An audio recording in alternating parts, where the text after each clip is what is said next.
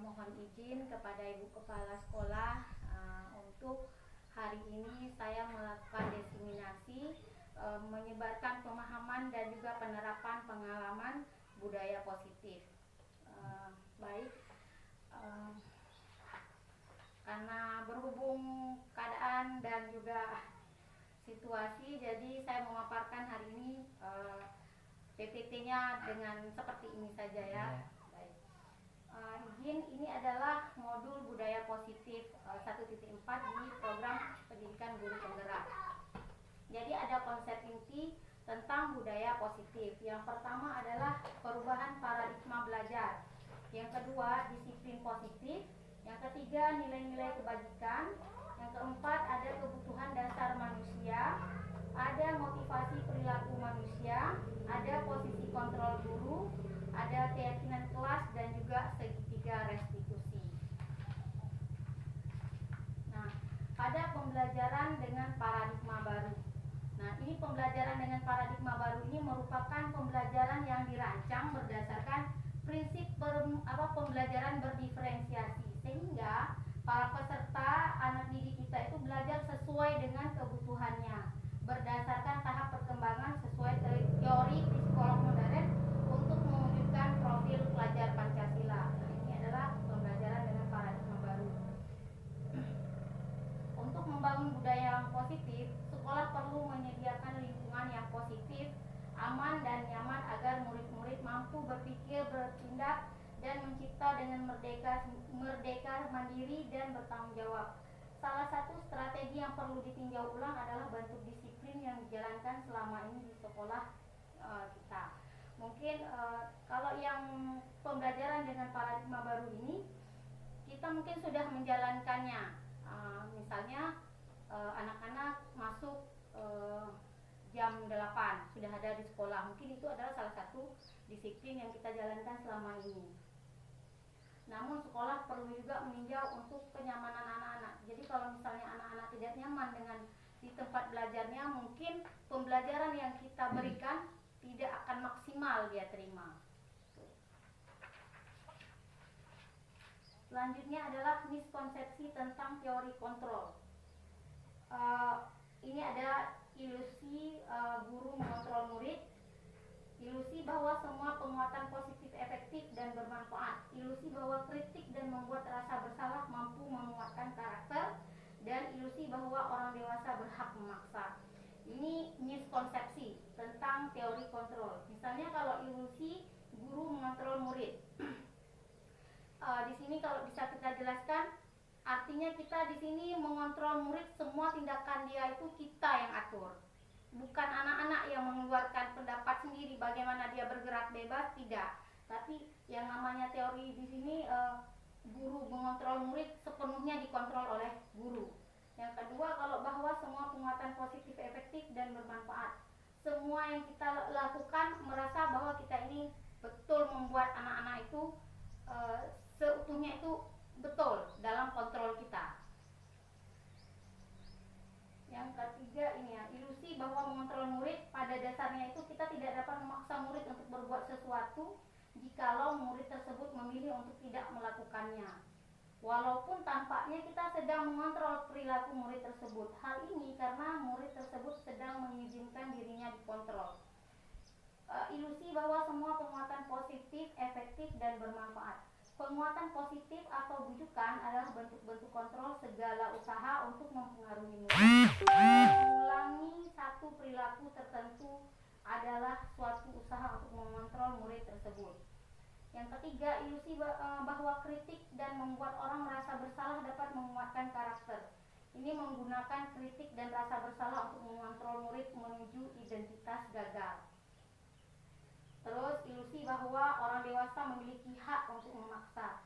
Banyak orang dewasa yang percaya bahwa mereka memiliki tanggung jawab untuk membuat murid-murid berbuat hal-hal tertentu, apapun yang dilakukan dapat diterima selama ada sebuah kemajuan berdasarkan sebuah pengukuran kinerja. Mengubah paradigma stimulus respon ke pendekatan teori kontrol. Ada stimulus respon, realitasnya itu kebutuhan kita semua. Sedangkan di teori kontrol, realitas kebutuhan kita itu berbeda. Semua orang melihat hal yang sama, tapi di teori kontrol setiap orang memiliki gambaran yang berbeda. Kita mencoba mengubah orang agar berpandangan sama dengan kita. Sedangkan di teori kontrol kita berusaha memahami pandangan orang lain tentang dunia.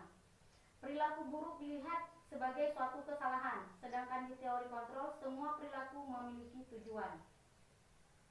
Terus orang lain bisa mengontrol kita, tapi sedangkan di teori kontrol hanya Anda yang bisa mengontrol diri Anda sendiri. Saya bisa mengontrol orang lain, Anda tidak bisa mengontrol orang lain. Terus pemaksaan ada pada saat bujukan gagal. Kolaborasi dan konsensus menciptakan pilihan-pilihan baru itu di teori kontrol. Sedangkan terakhir stimulus respon, model berpikir menang atau kalah. Sedangkan model berpikir menang. Jadi beda. Disiplin positif. Disiplin positif berasal dari kata disiplina yang berarti belajar. Disiplin mengacu pada disiplin diri yang memiliki tanggung jawab terhadap apa yang dilakukan berdasarkan nilai-nilai yang diyakininya. Disiplin positif merupakan salah satu cara penerapan disiplin yang bertujuan untuk menumbuhkan kesadaran serta memberdayakan peserta didik tanpa imbalan, penghargaan, ancaman, ataupun hukuman. Sebagai pendidik, tujuan kita adalah menciptakan peserta didik yang memiliki disiplin diri sehingga mereka berperilaku mengacu kepada nilai-nilai kebajikan universal dan memiliki motivasi intrinsik dalam perubahan perilaku ke arah yang lebih baik. Nilai-nilai kebajikan. Nilai yang disepakati bersama lepas dari suku, bangsa, agama, bahasa maupun latar belakangnya. Contoh nilai kebajikan institusi atau organisasi. Profil pelajar Pancasila. Terus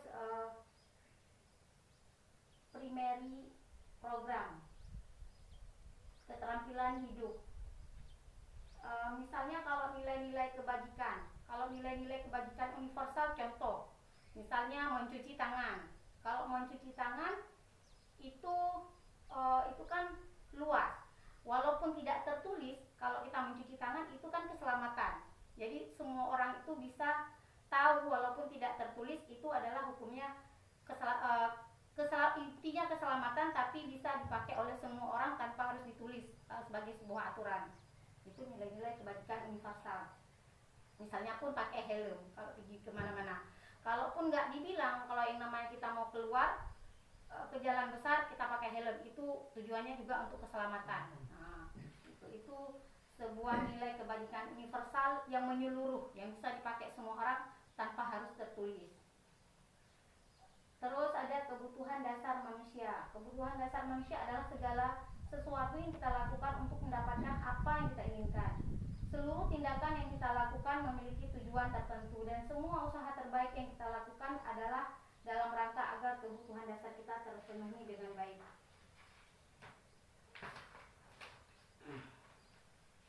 Ada 5 kebutuhan dasar manusia. Yang pertama bertahan hidup, kasih sayang dan rasa diterima, penguasaan, kebebasan dan juga kesenangan.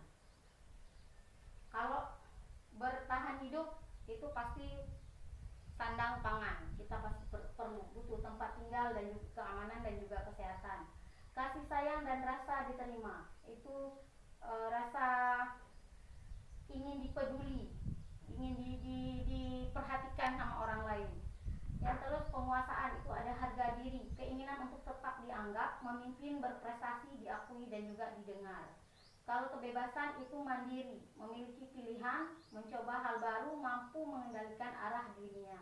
Kalau yang kesenangan itu bermain, humor, antusiasme dan juga tertawa. Motivasi perilaku manusia itu untuk ini ada motivasi intrinsik dan ekstrinsik.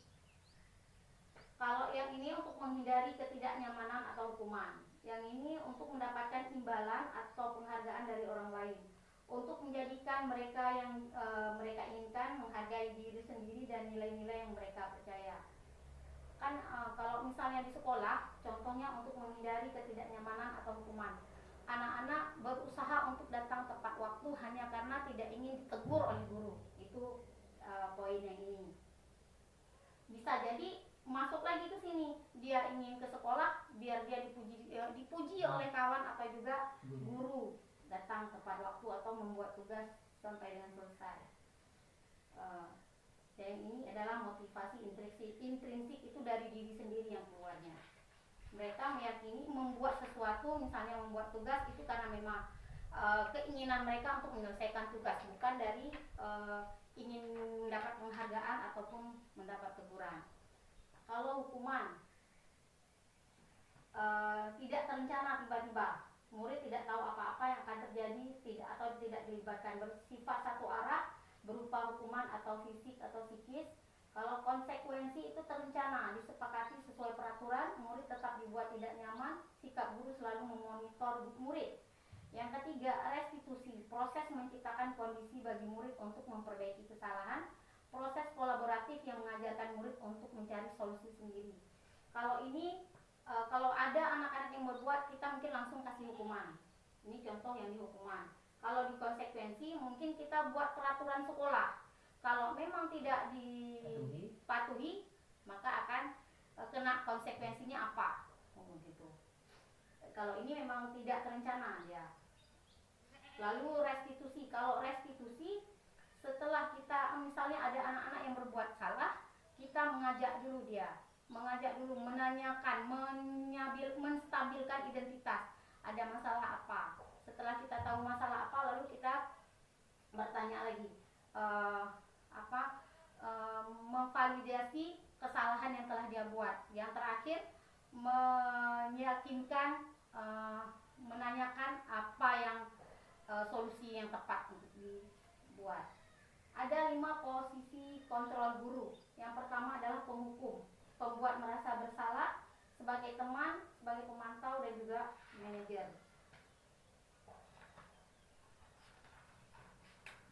Ini adalah contoh penerapan 5 posisi kontrol. Misalnya pada hari Senin, kalau memang kita ada upacara, misalnya siswanya tidak memakai atribut sekolah dengan lengkap.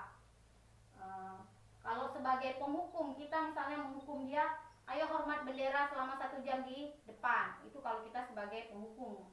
Yang kedua, kalau membuat merasa bersalah, kita akan ngomong kepada anak-anak tuh, berapa kali ibu bilang, kamu harus udah berapa kali ibu harus kasih tahu, kamu itu selalu mengecewakan ibu, kenapa tidak memakai atribut dengan lengkap.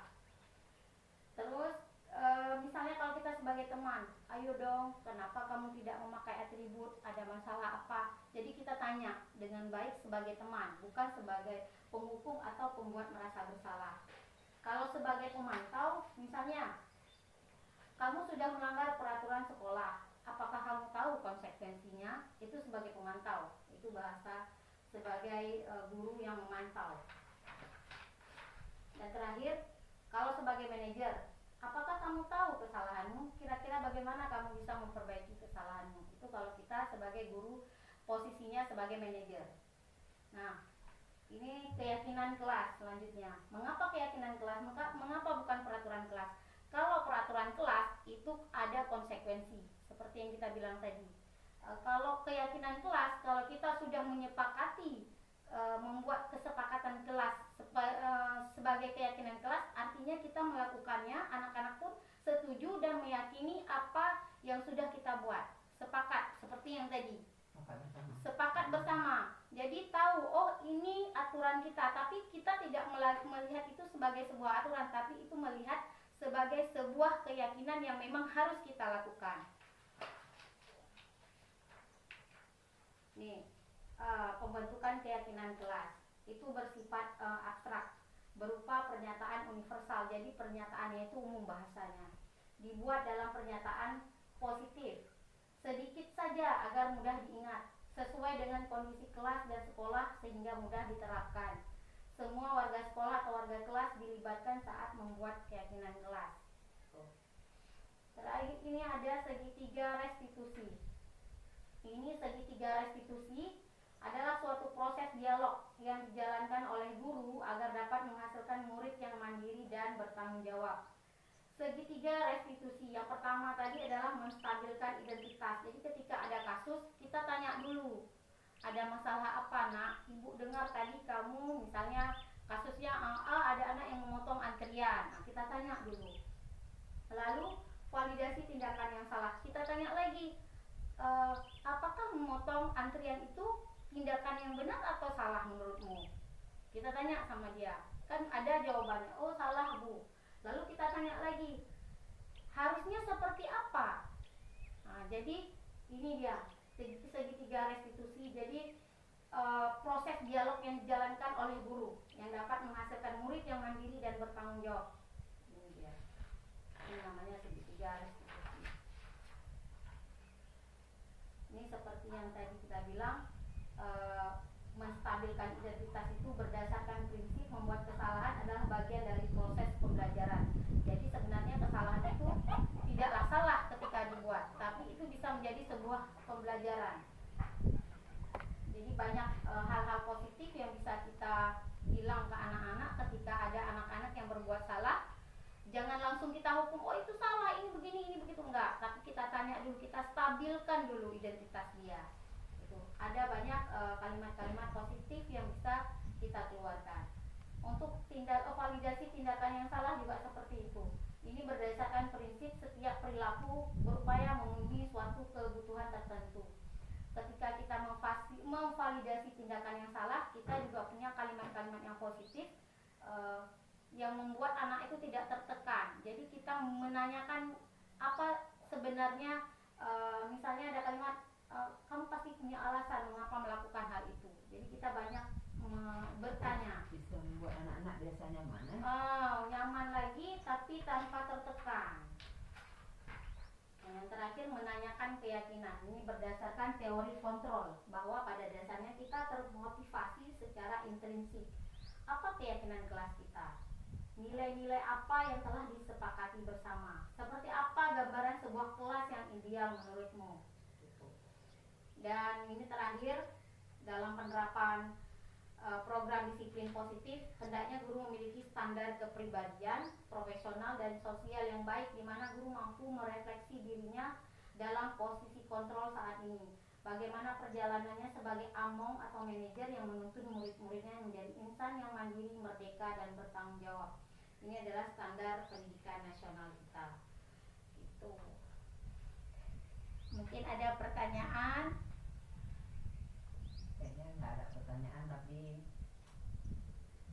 saya mendapatkan pengalaman yang lebih hari ini, karena nggak bisa saya ucapkan dengan kata-kata, jadi merinding.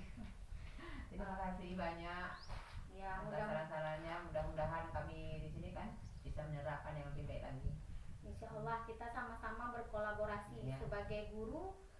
Memang harus punya kolaborasi yang pas biar kita bisa memajukan sekolah kita, terutama untuk memberikan budaya positif. Jadi tidak hanya lingkungan yang kita bisa buat aman, kita juga bisa menjadi contoh teladan bagi anak-anak, sehingga anak-anak itu terbiasa dengan budaya positif yang kita kembangkan di sekolah, sehingga dia bisa membawa diri di dalam keluarga dan juga masyarakat sebagai manusia yang merdeka, tapi juga kita menuntun dia sesuai kodrat alam dia, kodrat zaman dia. Gitu. Terima kasih banyak. Mudah-mudahan pemahaman ini bisa kita pakai bersama ke depan, tidak hanya bagi diri kita di sekolah, tapi juga bagi keseharian kita di lingkungan kita. Terima kasih atas waktunya. Mohon maaf lebih dan kurang, saya minta maaf. Wabillahi taufik wal hidayah. Wassalamualaikum warahmatullahi wabarakatuh. Waalaikumsalam warahmatullahi wabarakatuh.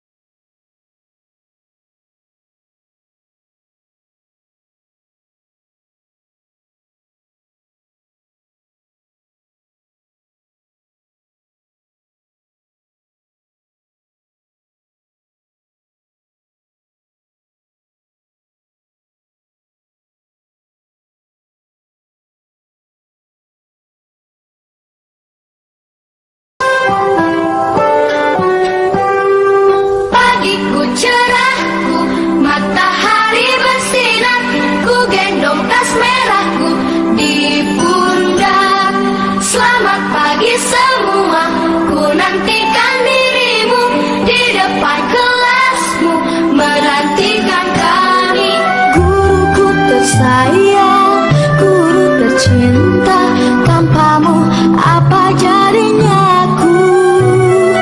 Tak bisa baca tulis, mengerti banyak hal. Guruku, terima kasihku.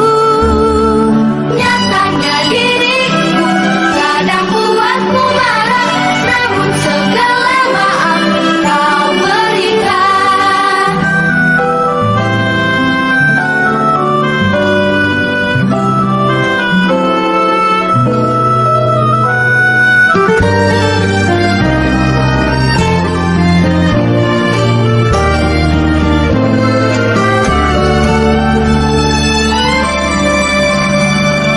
Selamat pagi semua, ku nantikan dirimu di depan kelasku, menantikan kami.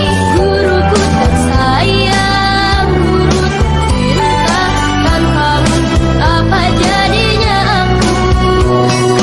Tak bisa baca tulis, mengerti banyak hal. Guruku, terima kasihku. Nyatanya diriku kadang buatmu marah, namun segala maaf kau berikan. Guruku tersayang, guru tercinta, tanpamu apa jadinya aku?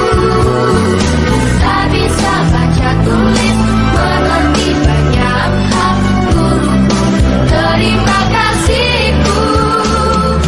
Guruku tersayang, guru tercinta, tanpamu apa jadinya aku?